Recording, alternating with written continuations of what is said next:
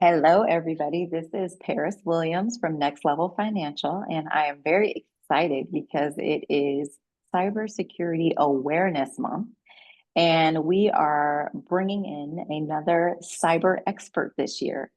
But you know what? I was thinking so much has changed since last year as we're all thinking about the way the bad guys get better, we have to get better. And so I'm really excited that to have Andre here from Arc Solvers Cyber. So if you look him up on LinkedIn, it's Reginald Andre, but he goes by Andre, and he is an expert in cybersecurity as he is CEO of Arc Solvers, and he's a fractional AI officer. So I'm looking forward to getting his tips and tricks for all of us business owners out here trying to figure out the new ways to make sure that our companies are safe. So thank you so much for coming to speak with our business owners, friends out there today. Thank you so much. Thank you so much, Paris, for having me. Yes. So tell a little bit more about yourself, and then also how did you get into this work? Yeah, so I started off working. Do you remember CompUSA? No. No? Well, Mm-mm. CompUSA is like a modern day Best Buy. Okay. They sell all sorts of things, computers, technology, and all sorts of things like that. So back in, I would say probably around 2001, I was working there, and one day this guy comes in and he buys shopping cart after shopping cart full of items. And at the end of the transaction, he had spent about $35,000 of computer equipment. And he looked at me and he said, I have no idea how to set this up. And he asked if I can come to his home. And at the time, CompUSA didn't have like the modern day Geek Squad where someone would, actually come to their home and set up everything. And when he told me, like, can you come to my home? I looked at him like, you just spent $35,000 on computer stuff for your home? That's how much I'm making a year. And he was like, "Yeah, I just moved from New York, and can you come and set up everything?" So at the time, I would always do work for my friends and family. I was actually going to school. I know your education background. I actually Mm-hmm. myself was going to school to become an English teacher, and one day I'll tell you why I didn't do that, which kind of part of the story. But he gives me his address, and that Saturday morning, for the first time, I'm in here in Miami, Florida. I am now on the causeway, looking at the cruise ships and the seaport and the marinas and the water and all of the luxury that's in Miami Beach. Because although I grew up in Miami, I live in Miami, Miami, where you see Yes. on CSI TV and Miami Vice. That's a different Miami, right? That's Mm-hmm. like the 10%. So I go up into his unit. He's on the 17th floor overlooking the entire marina. I set up all his computers, TVs, all his gadgets. When his buddies comes in, it was like, wow, who set this up for you? He said Andre did. So he said, can you come to my house and set up the exact same thing? I was like, yeah, sure. So for a period of 6 months, the guy that I met at the electronics store, Paris, he is sending me all of his friends like, hey, my buddy just moved in, go do some work for them. And one day he calls me back and he says like, hey, all my friends are, ecstatic about you. You're diligent, you're a hard worker. I didn't tell you this, but I'm a 41-year-old multi-millionaire and I want to start a business with you. Yeah. I'm just hearing this for the first time. I mean, I feel like I've gotten to know you over the last few months, but this is an amazing story. Yeah, so here I am, 19 years old, a multimillionaire, wants to start a business with me. I'm going to school to become an English teacher, and he tells me to slow that down. And he says, let's start a business together. So I call my mom and I tell her the whole story, like this guy who's been sending everybody, he wants to start a business with me. And he says, my mom says, yes, start a business with him. This is why I left Haiti for you to come to America to have the American dream, start the business. So I slow down on school, we start the business. And this is, if you remember Windows XP, I Um, know you're a Mac lady, but yeah, remember Windows XP? Yep. yes. Yep. So that's back in Windows XP, the blue screen of death. And we were the kings of South Beach. And everybody knew us. We grew our business to over 1 million in sales in 9 years. We were doing about 1.2 million in revenue a year. We had 8 employees, and we're rocking. Everybody knows us. And one day, I go to my boss and I say, hey, I'm happy. My business card says vice president, my email address says managing partner, but there's actually nothing in writing that says that we're business partners. And he says, you know Mm-hmm. what, you're sure, you know what, you're right. Let's go ahead and let's get that something in writing and let me talk with the attorneys and we'll draft something up. So a couple of months later, he calls me to his office and he says, Andre, I'm sorry, but I'm gonna have to let you go. What? That's real life. Yeah, I worked Mm-hmm. 9 years, 18-hour days, s- Mm-hmm. building the business, and he lets me go because I wanted that small piece of the company. I didn't even want a lot, I was going to be Yeah, okay with 5%, I just right. wanted a piece of the pie in writing, and he lets me go. And this is now '09. So this is like, if you remember, right before the market crash or while it was Yes. starting to go. So this is rock and roll days, especially in Miami. So as soon as you were making that money, is as soon as the money was leaving. And he didn't even give me my last check. I only had $100 to Oh. my name. He didn't even want to pay me my last check. Mm. And so now I'm devastated. I had a condominium in Lauderhill, city of Lauderhill. I had my son, he was 2 years old at the time. And I'm like, what am I going to do? But I remember that quote from the movie Rocky that says, it's not how hard you get hit, it's how you get back up. Yes. And I end up floor closing on my home, moving back to my mom's home, my mom's house, the Florida room, and I just had to start from scratch. And I Mm. had a crazy non-compete, 20-mile radius, some crazy thing like that. And I just had to start. And then from there, I created my new business, Arch Solvers. And I'm proud to say, with God's help, 15 years later, we've actually we've been voted the fastest growing cybersecurity company 3 years in a row. So, and we have about 9 employees now, and we're rocking and rolling. So from there, we went from, the basic IT support to what you call now managed services, and we help businesses stay protected on the internet, helping them, stay compliant with regulations and so forth like that. And that's my story. That's your testimony, That's sir. my That is testimony. There we go. amazing. Listen to Yeah. me. I don't want to put a phrase on it while we're over here doing business, but seriously, that is really, really amazing to hear how you did the comeback and, how your business is growing and thriving so much now. Yeah, I Yes. mean, that's Yes. that's just amazing. So, you're not new to any adjustments that need to be made. Right now I'm thinking about AI, and people are just sort of scrambling to figure out what to do. Well, you know what to do. You know how to pivot. There we go. Yeah, that's exactly what it is, pivot. And when you start from, I don't want to say nothing, but for lack of better words, with not a lot, and then you get to that mountain peak and then you get back down, you know how to get back up. It would have this that situation for me, I say it was a blessing. Because Absolutely. I would have been a teacher right now and I don't know how much hair I would have had left. Exactly. That's really cool.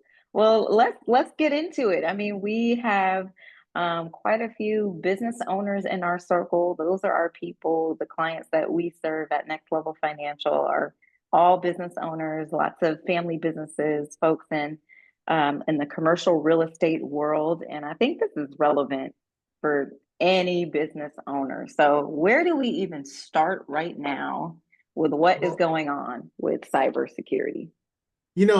there's things that are in technology that are just non-negotiables. It, Mhm. it sounds boring, but it's the same thing. Like if there's like three advice that I would always just give to people, even if you're not in a position to hire a company like us on a monthly basis, but when you hear about these cyber attacks, and we're going to be playing a couple of videos to kind of give you some examples, but when you hear about these cyber attacks, it's not like this guy, kid in a hoodie, and he's doing all this sophisticated things. It's very similar to like the police. The police may say, you know what, most times when someone like actually, steals something from their car, it's because they left the door unlocked. And it's the same Mm, thing with cybersecurity. First thing I'm going to say is, and this hasn't really even changed since last year, is multi-factor authentication, 2FA. It sounds boring, it sounds simple, But you don't know how many times that we get phone calls, and after we are paid to do a big cybersecurity remediation, and you're thinking, oh, the Chinese came and they did all these hoops and all of this cyber espionage. No, the person had the same password that they use for their Bank of America is the same password they use for their LinkedIn, which is the same password that they set up when they set up their kids' video games.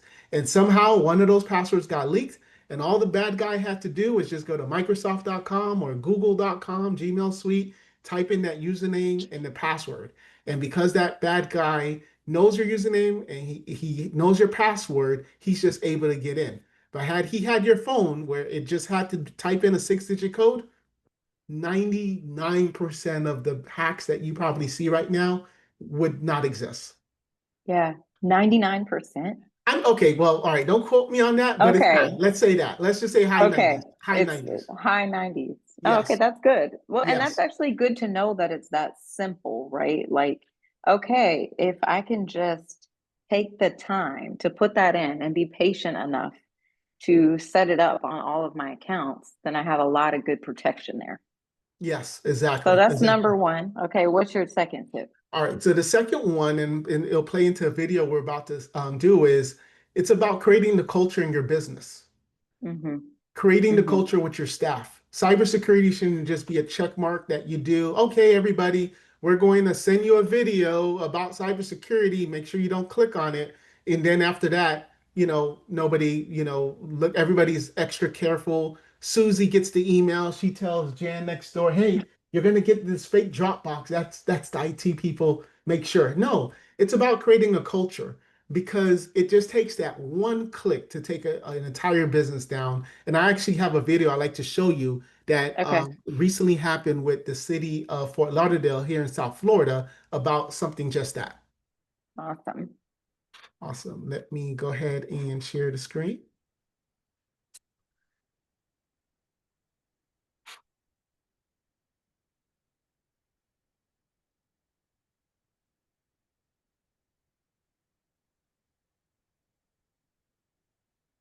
All right.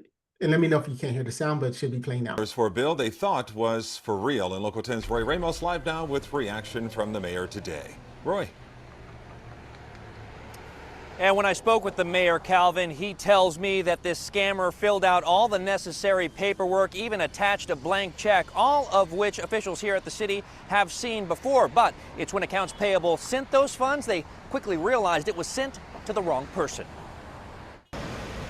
A copy of a blank check indicating it was from Moss Construction. So it'll all look very legitimate. But the request for $1.2 million was anything but.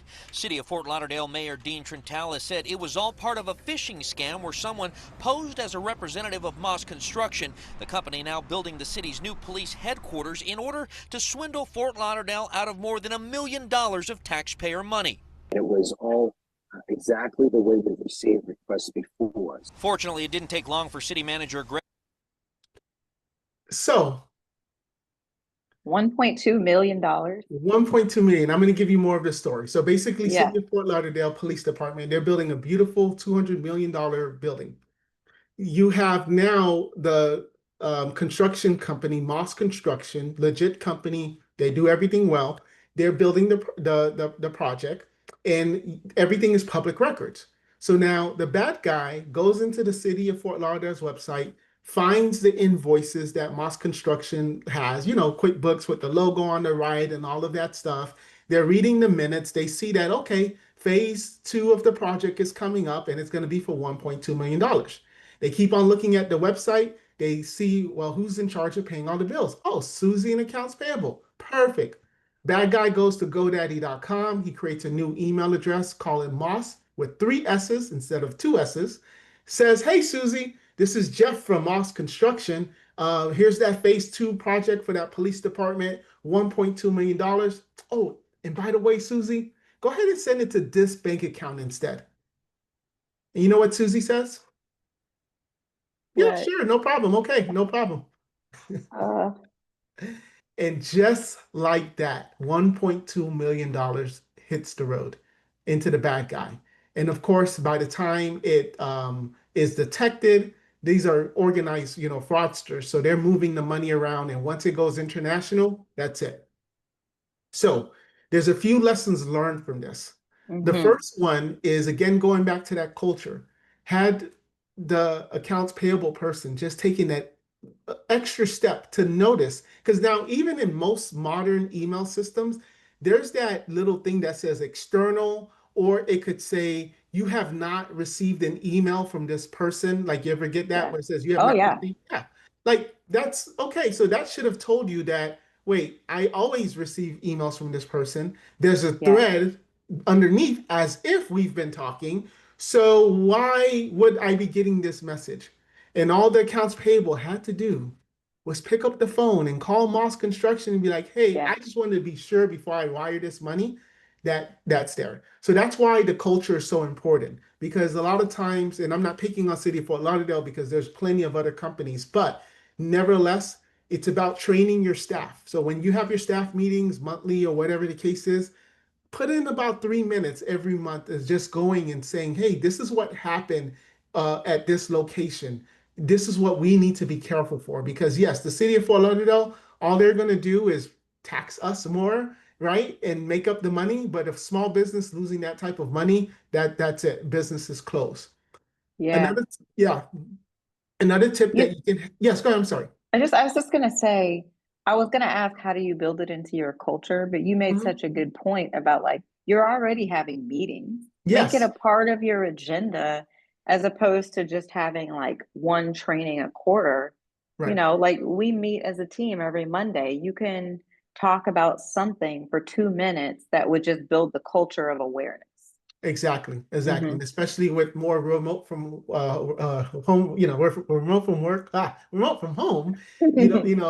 Sometimes that culture starts to separate because everybody's just doing the Zoom and the Teams and so forth like that. So yeah, Hmm. definitely put that into the agenda. Hmm. Another thing that should have happened and most businesses should have, and I'm sure you would appreciate this, is a transfer of funds policy. Yeah. You should have a policy that says that if someone is asking you to pay, but this time it's a different account, you need to pick up the phone and call. And don't call the number on the email. Call the number Hmm. that you have on file that you saved on your phone, Rolodex, whatever the case is, and verify and document that this change. And then you should have a limit on your transfer of funds policy. One person Yeah. shouldn't be able to even though it is the city, but one person shouldn't have the ability to just wire 1.2 million. There should be a process, because another set of eyes would have looked at it, a supervisor or something.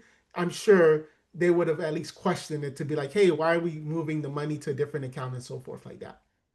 Yeah, that's good. And that's protection for the workers. I'm sure they would want to have that protection so that they're not responsible for that, because that's a high level of responsibility. Exactly, exactly. Okay, so you have the two factor, you have the transfer fund policies. Did I miss one? No, no, that was the two. Okay. Yeah, that's all part of the culture. Yes. Yeah, I love that. That's really good. Um, so the city is big, and then Hmm. you have, smaller businesses. Let's say you're, Hmm. just getting to 1 million in revenue. It's the same things, right? Right, right, It right. doesn't change. It doesn't Okay. change. It doesn't change. And then another thing too is the importance of having cyber insurance. Mm-hmm. Now, there is something in these cyber insurance policies that talks about gross negligence. And Mm, so in this case, it's not like the city woke up the next morning, checked their Bank of America account, and all of a sudden $1.2 million is missing. Susie sent the money willingly. So that's now, again, maybe the city can fight that and things like that. But you, as a small business owner, you already got that type of money missing out of your account. You don't have time to be now fighting with the bank and your insurance. However, it's highly recommended that you have, most businesses will have general liability insurance, E&O insurance, but it's so important to have cyber insurance as well. And for most businesses, 1 to 5, I'm not an insurance broker, but I'm seeing it less than $5,000 a year. So relatively for what it can cover you, it's a very, very good investment. yeah, that's great. And then, it can also cause you to improve your own cybersecurity practices, right? If you have to have certain things in place to prove that you're not negligent. Exactly. Yes. Most insurance companies or carriers, they actually will want to do an audit because Okay. just like, your home, they're going to send an inspector to make sure that your roof is, what you said it is, and that you don't have a 30-year-old roof and I'm talking here in South Florida because we're talking about hurricanes, but I know Mhm. sometimes it goes up, we be sending it up to you Over to guys, Georgia.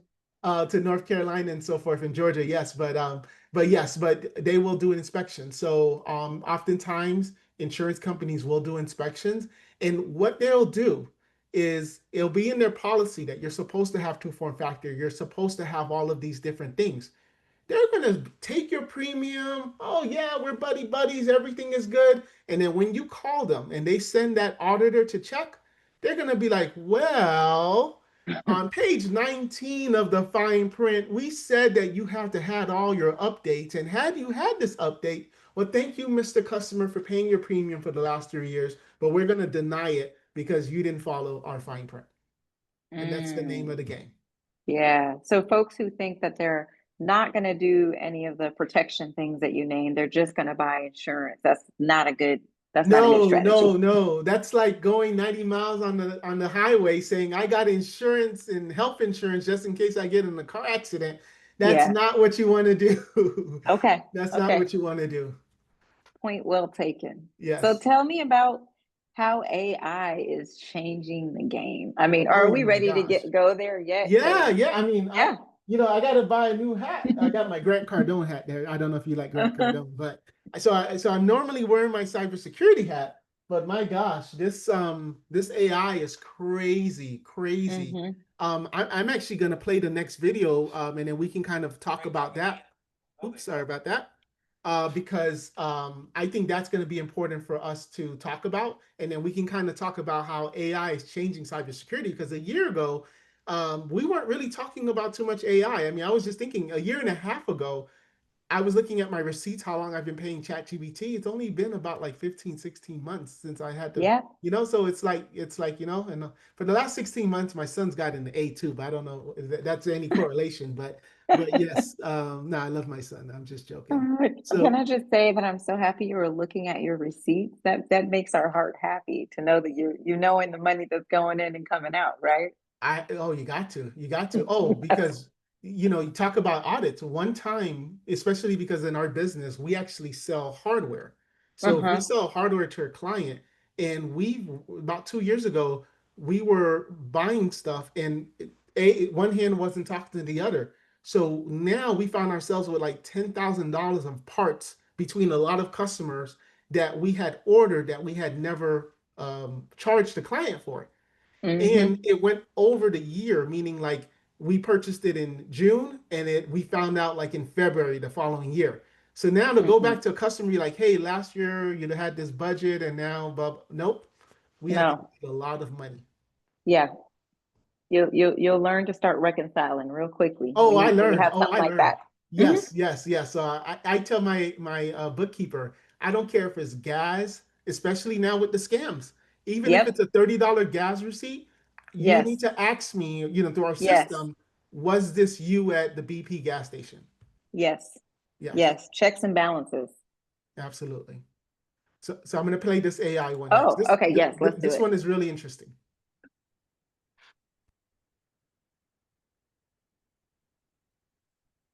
As I was saying, I'm just looking for the play button. I'm sorry about that. There it is. Commit real estate fraud here in South Florida. Almost cost one local man his savings. Night Team's Heather Walker has Tonight 7 investigates.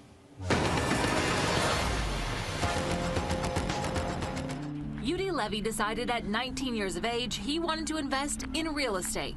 I've been looking for a while now for an investment, kind of to put my money towards, maybe to develop in the future. And my dad came to me with this land.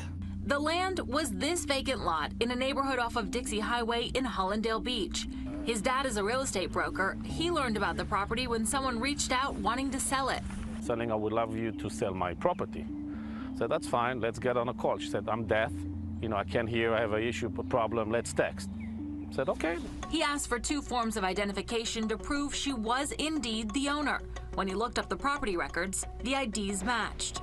Matches the address, matches the passport. He agreed to sell the land, listing it for $60,000. We offered them cash $52,000, and they accepted it.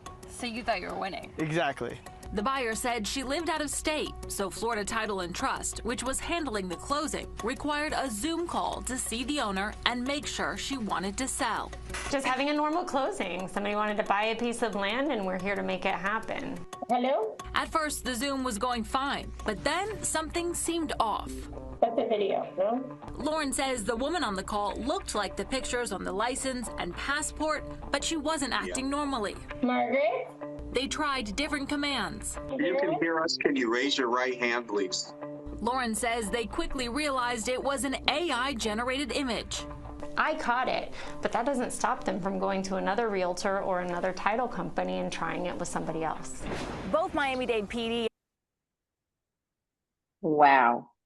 I mean, this is why it's important to stay up to date with what's happening, because it's probably just going to continue to get better. That's wild. Yeah, I mean, we all remember the Nigerian prince, right? And how many people used to fall for that. So now you have basically AI, and and I didn't play the entire video, but in the video it talked about how when she had asked the lady Margaret to have raised her hand. So now what are the bad guys doing? They're going back and saying, okay, hey, next time if they ask you to raise their hand, let's program it so that she can raise her hand or stand up or whatever it asks. So it's only a matter of time until that happens. And this is the world we live in. And this, what does AI have to do with cybersecurity? Well, the bad guys who are always in front of the good guys, they're now using AI to now do these bad things. So again, going back to that culture, this is why it's so important.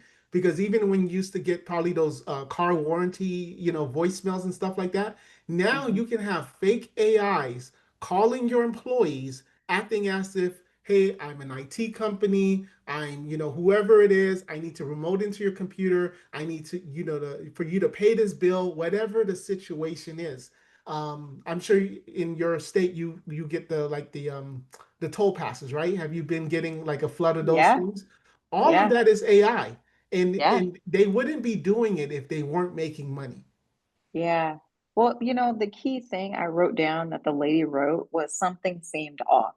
And I'm like, that's just the key, is that we're not moving so fast that we're not able to pay attention and notice if something seems off, because it can get better and better. Right. But you're saying bring in the human element where you have somebody's phone number and you can pick up and make the call. Because wow, if it wasn't for the Zoom, I think it would have went through. Oh yeah, it would have went through, and they would have lost the $52,000. Absolutely. Yeah. Absolutely. Yeah. Wow. So what ways I don't even know where to begin. What ways has AI really been transforming the type of work that you're doing? Or just give me one way. Well, we've had to pivot our business because the last thing I want is for an AI person. I'll tell you, actually, I'm going to give you a little, secret behind the curtain. So one of the reasons we're doing the AI is because this is how we're going around the IT person. So if a company already has an IT person, oh yeah, we're happy with Fred, he's done our IT for 20 years. Okay, well, is he talking to you about AI? No, let me help you with AI. So now I'm helping them with AI. They love our services. And then I, say, hey, I can do this service now and also do what Fred was doing. Or hey, if you love Fred, I'll just do the AI, he does the IT. But I've pivoted because honestly, my industry, which is the managed service provider helping IT support, that's probably going to go away in the next 10 years. Yeah. I don't see how, Windows doesn't do the blue screen of death. Mac, you guys don't do the beach balls anymore where it freezes. No. Computers are they're already saying the next Windows, if you have a problem with it, let's just say it's going slow, you just tell the Copilot, the AI, my computer's going slow. It goes in, it checks things. You don't need to call IT. So I'm now getting my business ready because I would probably say 5 years. Wow. Yeah, I don't know about government agencies and schools though, Andre. I mean, I used to work in the schools and I'm like, guys, it's usually like 20 years late. oh my gosh, you don't get me started on. I've had conversations of, oh, you don't want me to say it. Yeah, You don't don't want me to do say it. it. But You know what I'm gonna say? what? How needed are the teachers in the school if you have AI and you have virtual, more not virtual classrooms, but more virtual help? Yeah. Have you seen that before yet? No, I haven't. I mean, but I have three kids and I Yeah, do find it really interesting, especially for the older kids, yeah, how just unwilling the schools are to make the yeah. adjustments. I'm like, guys, hello, the kids are using AI. It's here. Elon, Tesla has a robot that Mm-hmm. that can. If I had time, I would show you. But basically, what the robot will eventually be able to do is it can Mm-hmm. help your kids with homework. It can cut your grass. It can cook your dinner. It can be your housekeeper, all for the price of a Honda Civic per month, $400 a month. So Wow. now, if your little Johnny is struggling with the new math, right, or Yeah. calculus or whatever it is, and he's struggling right now, my son goes on ChatGPT, not to cheat, but to understand, and it's Yeah. going to tell him this is it. So it's only a matter of time until you can put up you. There is a voice behind it, but you put a voice behind it to say, "Hey, little Johnny, this is where you're getting it wrong." And it's a Yeah. robot teaching the. I mean, I know it sounds bad, but that's where it's going. No, no, no, it doesn't. I went to an AI training and the lady was saying, I'm always nice to my agent. Like she'll Yes, say please and thank you and everything. always. And she said, my husband is so mean to it. And I said, one day it's gonna be walking around and it's gonna bop you in the head. Exactly, That's exactly, so crucial. exactly. And I was like, I mean, yeah, one day it will be walking around. Yes. So I think everybody listening, no matter what your profession, there is going to be some type of AI that's going to be taking over. But, again, use it to pivot because even for me, okay, I'm still in technology. I'm just doing a different Yes, type of technology. I'm not stuck in Windows XP and, floppy disk and stuff like that. So it's just the next evolution. yes, And I always tell my clients too that are like I have a client that does when they do like they do translating, and now yes, people can just put that. But okay, so for court stuff you still need it to be 100%, so use the AI to help you with that, and then you may not need as much people, you can have the yeah. higher margins. So there's always a way you can use the AI, because at the end of the day, someone who has something super important, they're not going to trust the chat gpt, they're still going to want to pay you. But now you Oh, can yeah. use the AI to better enhance your services and get more clients. Absolutely. Absolutely. So I'm sure you're doing lots of talks in October. Are people still talking about Cybersecurity Month? And, what are you mentioned the main three tips, but what keeps you up at night related to cybersecurity right now? Yeah, so unfortunately with cybersecurity, unfortunately in our business, people don't Mm-hmm. take it, they only take it seriously after they get attacked. Mm-hmm. That's Mm-hmm. when all of a sudden, the budget they didn't have, they found the money, you know? Mm. And so yeah, so we do talk with cybersecurity because it's October Cybersecurity Month, but typically people aren't taking it seriously unless after they got attacked, or they know someone that got attacked and it's a horrible story, or they have some type of compliance or regulation where they have to do it. So that's actually why our business model is after the latter, where we go after clients that are regulated, that have to do it because they have an examiner, an auditor, or somebody that's going to be checking the receipts. Because otherwise, hey, if I haven't got an attack in the last 10 years, why would I get attacked now until you get attacked? Right, right. Okay, so I think people are convinced after this conversation, those two videos and your tips, they are convinced that they need to reach out to you, that they need to learn more about how to get your support. So, how can people reach you and how do they know they need to get in touch with you? Yeah, so first way to reach me, I'm all on social media, so you can just do my name, Reginald Andre, and then our website is arksolvers.com. You can book an appointment with me. And typically, I would say is if, just like, can you do your own oil change? Yeah, probably. You can go on YouTube, go discount auto parts, get all the parts, and, it'll take you 3 hours. Or would you rather pay $80 for Jiffy Lube to do it and then you go make your 175 billable hours that you do or whatever it is like that. So my idea has always been for business owners, if you can, it's a very risky thing not to do. So if it's in your budget, definitely do it. But if it's not in your budget, take those tips. Very simple. Two-form Yeah. factor authentication, things like password managers, things like that are so, so important. And of course, again, training your employees, because you as the owner, it's your money, it's your bank. You're going to be the one protecting it the most. But you get that employee and they're just clicking, clicking, clicking, and they didn't get the proper training, and it's at the end of the day, it's on you. Okay.